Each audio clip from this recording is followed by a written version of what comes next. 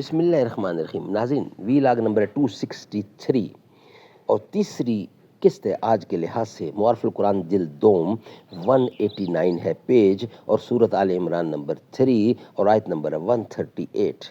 ناظرین، یہ ہیڈنگ پہلے والا ہی چل رہا ہے، یعنی تنگی اور فراغی کے ذکر میں ایک اور حکمت عملی، یعنی اور ایک حکمت۔ ناظرین، روزانہ کی بنیاد پر ہم آپ کے سامنے قرآن کریم کا ترجمہ، تشریح، تفسیر اور تلاوت کلام پاک رکھ رہے ہیں۔ اس کتاب کا ٹائٹل ہے معارف القرآن جلد نمبر 2، سورت آل عمران سے لے کر سورت النساء تک، پارہ نمبر 3 رکوع نمبر 9 تا پارہ نمبر 6 رکوع نمبر 4۔ رائٹر ہے اس کتاب کے حضرت مولانا مفتی محمد شفیع صاحب عثمانی رحمۃ اللہ علیہ، مفتی اعظم پاکستان۔ نحمدہ ونصلی علی رسولہ الکریم، بسم اللہ الرحمن الرحیم۔ قال النبی صلی اللہ علیہ وسلم، خیرکم من تعلم القرآن وعلمہ۔ بہترین لوگ وہ ہیں جو خود بھی قرآن پڑھیں، دوسروں کو پڑھائیں، سکھائیں اور لکھائیں۔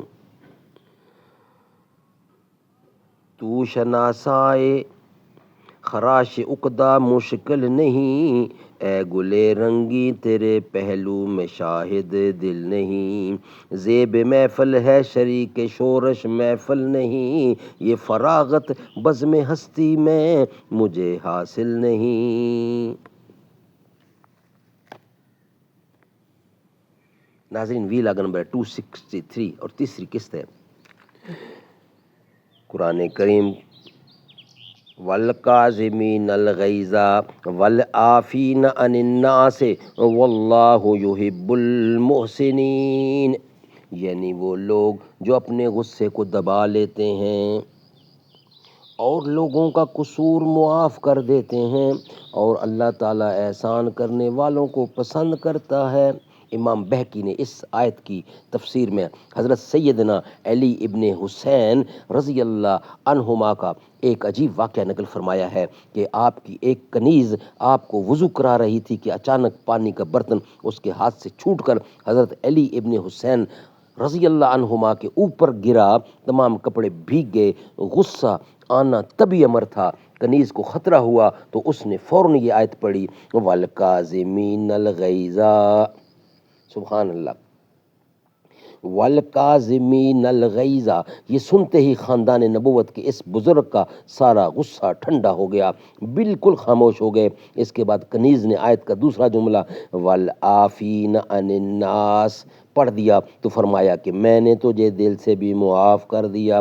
کنیز بھی ہوشیار تھی، اس کے بعد اس نے تیسرا جملہ بھی سنا دیا، واللہ یحب المحسنین، جس میں احسان اور اس نے سلوک کی ہدایت ہے۔ حضرت علی بن حسین نے یہ سن کر فرمایا کہ جا، میں نے تجھے آزاد کر دیا۔ یہ ریفرنس ہے روح المعانی بہاء اللہ مہکی۔ سبحان اللہ، سبحان اللہ۔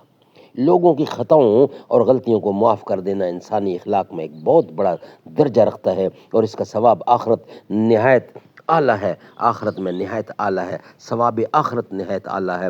حدیث میں رسول اللہ صلی اللہ علیہ وسلم کا ارشاد ہے کہ قیامت کے روز حق تعالیٰ کی طرف سے منادی ہوگی کہ جس شخص کا اللہ تعالیٰ پر کوئی حق ہے وہ کھڑا ہو جائے، تو اس وقت وہ لوگ کھڑے ہوں گے جنہوں نے لوگوں کے ظلم و جور کو دنیا میں معاف کیا ہوگا۔ سبحان اللہ، سبحان اللہ۔ ناظرین، یہ ویلاگ ہمارا یہاں ہی کمپلیٹ ہوتا ہے۔ نیکسٹ ویلاگ میں یعنی 264 کی چوتھی قسط ہوگی، وہ ہم آپ کے سامنے رکھیں گے کمنگ یعنی نیکسٹ ویلاگ کی صورت میں۔ سرکار کی نسبت سے توقیر بڑی ہوگی، وہ شیشہ دل غم سے میلا نہ کبھی ہوگا۔